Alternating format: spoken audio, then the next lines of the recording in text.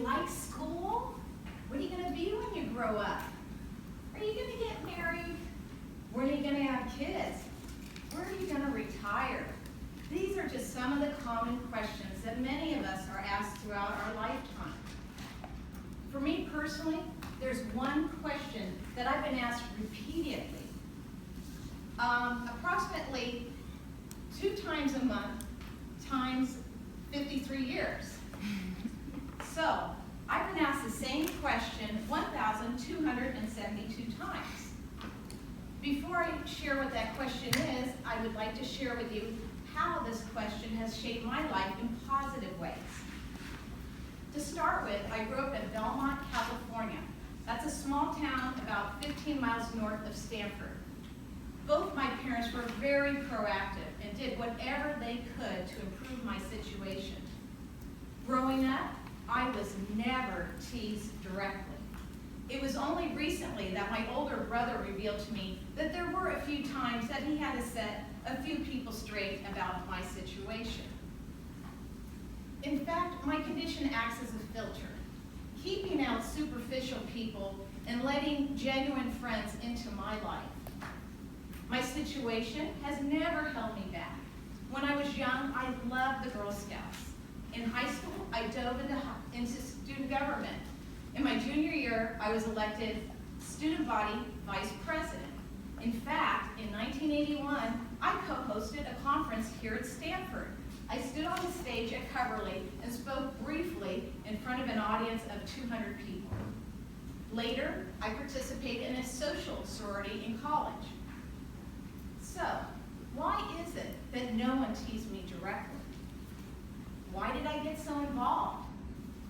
Thanks to the support and encouragement of my family, my friends, and professionals, I developed a strong inner self. Answering this question meant interacting with strangers. Most offered kindness and compassion, but a few were ignorant and rude. Based on my experience, if you radiate self-confidence, the bullies will go the other way. My condition also involves 16 surgeries. The first when I was 18 months old, and the last one was when I was 18 years old. One of the biggest challenges of the hospital visits was the blood draw at the admissions office. Like most young kids, I hated needles. Little did I know that this experience with doctors in the hospital would prepare me for challenges in my future. On November 27, 2013, I was diagnosed with breast cancer. Procedure to remove the cancer included 3 more surgeries, chemotherapy, and radiation.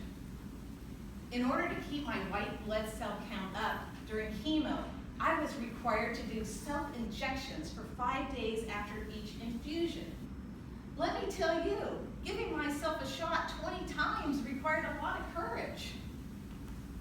In the words of Bob Marley, you don't know how strong you are until being strong is your only choice. So, what is the question?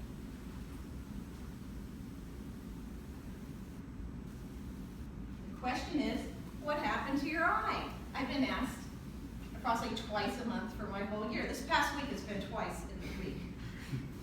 And the answer is, I was born with a birthmark, also known as a congenital pigmented nevus. So today I've shared with you how growing up with a visible difference has shaped my life in a positive way by building my community, building my self-confidence, and building my courage. In a future talk, I'd like to share with you more about birthmarks and how they shape the lives of others. So, stay tuned. Thank you very much.